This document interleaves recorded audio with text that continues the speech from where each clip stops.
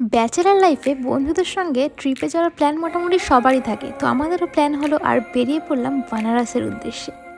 তো আর দেরি কিসে, টিকিট কেটে চলে এসেছিলাম শিয়ালদা স্টেশনে। এবার আমাদের যাওয়ার পালা। তো আমাদের সঙ্গে যাচ্ছে প্রগতি যাদব, যাদের বাড়িতে অ্যাকচুয়ালি আমরা যাচ্ছি।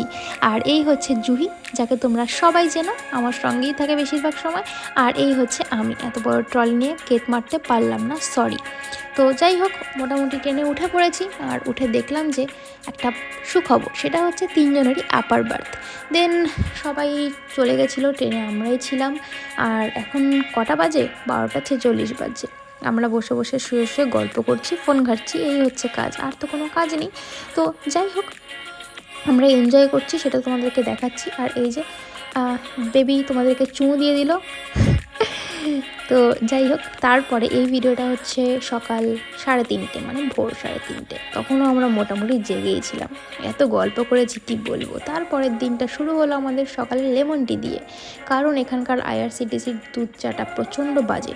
আর আমাদের ট্রেনটা মোটামুটি 5 ঘন্টার মতো লেট করেছিল, যেটা খুবই একটা বাজে। আর আমি এত দূর ট্রেন জার্নি প্রথমবার করেছি, তো এত লেট এক্সপেক্টেড ছিল না। তো যাই হোক, গাড়িতে করে চেপে আমরা চলে এলাম প্রগতিদের ঠিক বাড়ির পাশেই। আর এখানে এসে দেখলাম চাটের দোকান, তো এখানে দাঁড়িয়ে ফেমাস চাট খেয়েছিলাম, যেটা ছিল প্রচণ্ড টেস্টি। তারপর ওদের বাড়ি চলে এলাম, রাতে ছিল ওদের মেহেন্দি। আর জোর করে আমাদের সবাইকে মেহেন্দি পরানো হয়েছিল, ওদের নাকি এটা ম্যান্ডেটরি।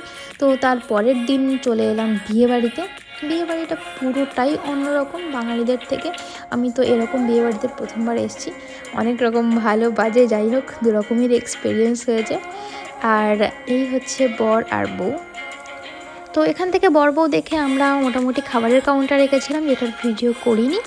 আর সবই ভেজ ছিল, তাই জন্য আর ইচ্ছে করেনি। যাই হোক, তারপর এখানে একটু নাচানাচি করলাম। তারপর খুব টায়ার্ড ছিলাম, বাকিটা পরে বলছি।